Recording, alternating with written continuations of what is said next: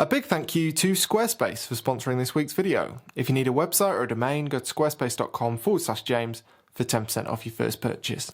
Hello everybody, I thought I'd do a quick midweek video today, some editing tips. I've not done that for a while. These are fairly basic, so they'll probably be more applicable to you if you've not been editing for that long, but in any case, hopefully they're helpful. Starting with cropping. Now, I have spoken about this one before. Basically, I think when you're editing a photo, you need to crop first. Now, obviously, for most of us, our hope is that we absolutely nail our composition in the field and we don't need to do any cropping when we get home. If you're anything like me, you often don't, and therefore you need to do some cropping. And it's vital you do it before you do anything else, because if you're hoping to make changes to the exposure, then the best tool that we have to judge that is the histogram. And the histogram changes every time we crop. Now, I've spoken about this before, but basically, if you look at this image and watch the histogram when I let this go, it changes based on what is in the frame. Now, this probably isn't the best example, to be honest. It's quite a foggy scene, as you can see, and therefore there aren't really dark shadows or really light highlights. But the point is, those shadows and highlights, as far as the histogram's concerned, change based on your crop. And so if you're hoping to use the histogram to make judgments based on your shadows and your highlights, you need to make sure the crop is right first. Also, the kill your darlings thing, that's a popular term you might have come across in writing, if you're into writing. And basically it means get rid of unnecessary words and stuff. And I think it applies to cropping in photography as well. Get rid of unnecessary stuff. And not quite the point I'm really making with this thing. I'm more talking about the histogram. But cropping, nevertheless, is really important. I'll maybe do an entire video on cropping at some point, but not today.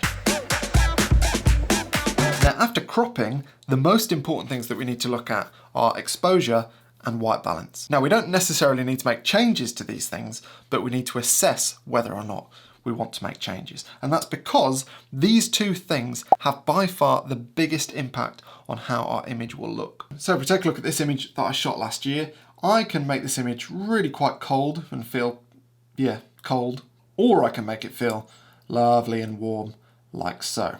I mean, obviously that still looks wet, but it's warm. Now, similarly with exposure, I can make the image all about the trees and the foliage and the road by making it really nice and bright, or I can make it all about the fog by making it dark. Now, as I say, the point is that these two things alone will have a much bigger impact on your image than anything else. And often when I see people who are new to editing start an edit, they'll just go down to the vignetting and they'll look at that first. Or the clarity or the noise reduction or any number of things that aren't these, and they will not have as big an impact on the image as these things. And you should definitely start with the stuff that has the biggest impact. So cropping, white balance, and exposure. And it's no coincidence that these things sit right at the top of the Lightroom adjustments panel.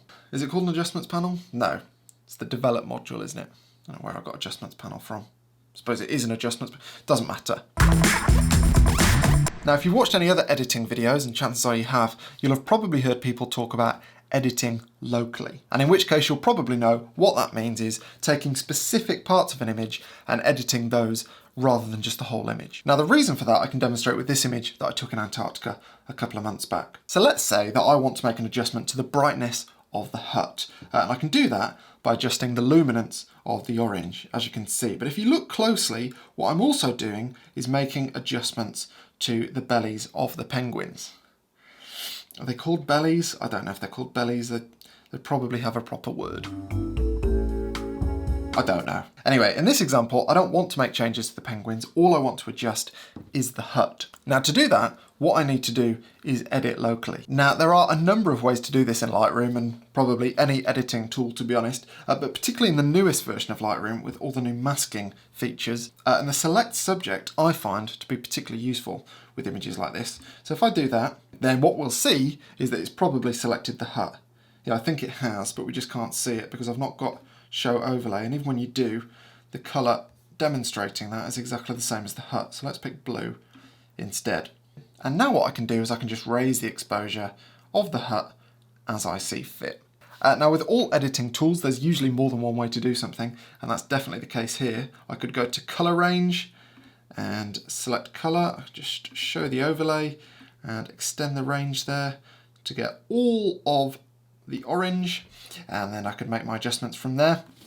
Loads of ways to do it, but the point is editing locally or finding a way to edit locally will pay off massively. Now, as important as it is to edit locally, while we do edit locally, we need to also think globally. Now, what I mean by that is if we spend loads of time on a specific part of an image, we can sometimes forget about the impact that that has on the rest of the image. And sometimes, if we're not careful, it's easy to miss things getting a bit odd.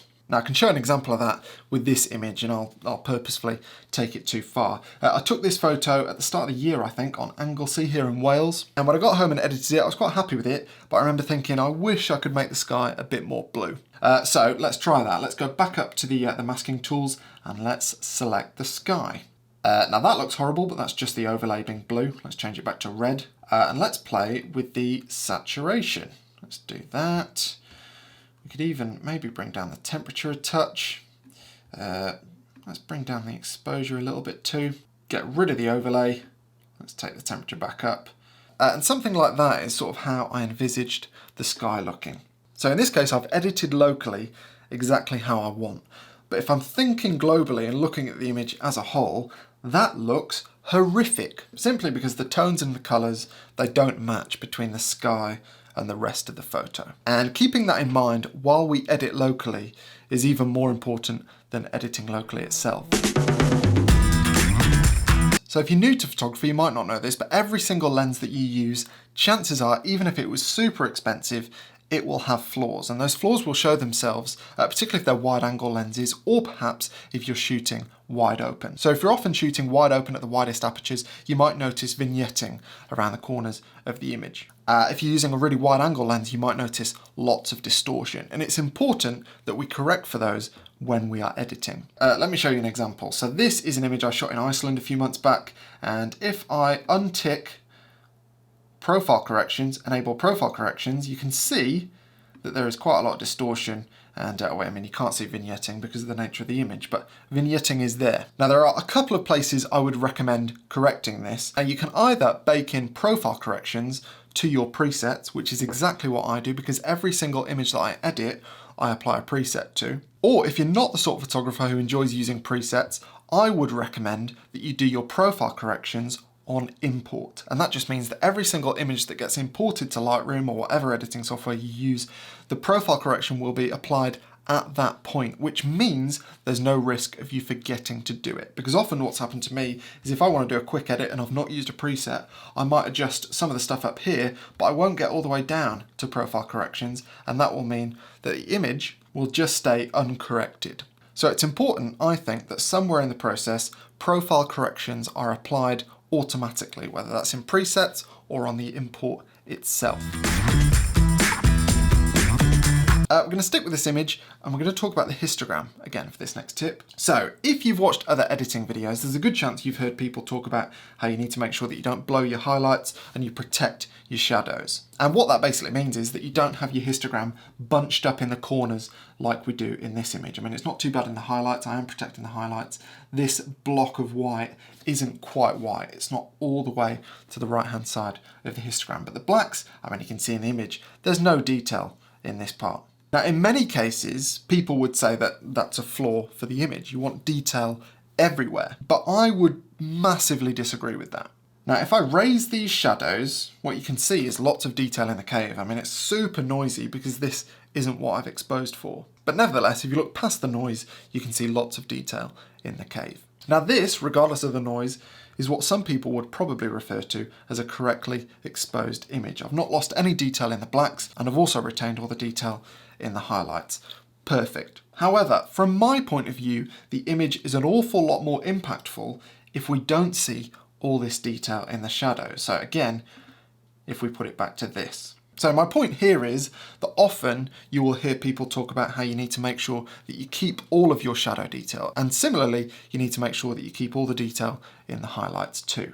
That is only the case if you think it's the right thing for your image. And often what you're trying to do in places like this, for example, is you're trying to frame a waterfall and a bird and the valley. And the most impactful way to do that, in this instance, I think, is to not have any detail or distraction in the shadows.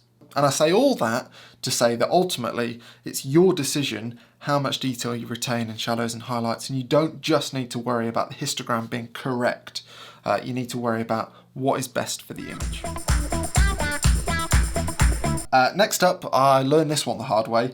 If your photo doesn't look particularly good after 1 minute of editing, there's a good chance that it won't look very good after an hour of editing. Now, of course, there are exceptions to this. Sometimes you'll spend a minute editing a photo in a really horrible, disgusting way, and you'll find out after that that you could have taken it in another direction and it works much better. But for the most part, if you're doing fairly conventional things in that first minute and the photo just doesn't look very nice, then in my experience, it's a waste of time going any further with that particular image. And this one is a case in point. This is from the Ogwen Valley on a particularly lean photography day. I didn't get any photos this day really, and I got quite excited on the way down back to the car when I spotted this little pony. And I thought, oh, that's quite a nice photo. But the trouble is there's no detail in the eye because, well, there's this strand of hair in front of the eye. Maybe not the end of the world, but I didn't particularly like it. And I could have spent, I don't know, 45 minutes trying to clone this and fashion some sort of detailed eye, but you get to a point where that's just manipulation. That's not photo editing, that's something entirely different. And in any case, I still don't think it's a particularly engaging photo. After all, the horse isn't looking at me, which I think would have been a lot better. So yeah, sometimes you get quite excited about a photo, but then you get home and start editing and you realise, well, it's not that good. And the thing is, no amount of editing can make a bad or an indifferent photo good. Editing just makes good photos a bit better. It can't do anything else. So yeah, if you sit down to edit an image and you do all the conventional things and you still don't like the photo, then don't spend any more time on that photo, in my experience, because chances are you're not going to be able to make it good by pushing sliders around.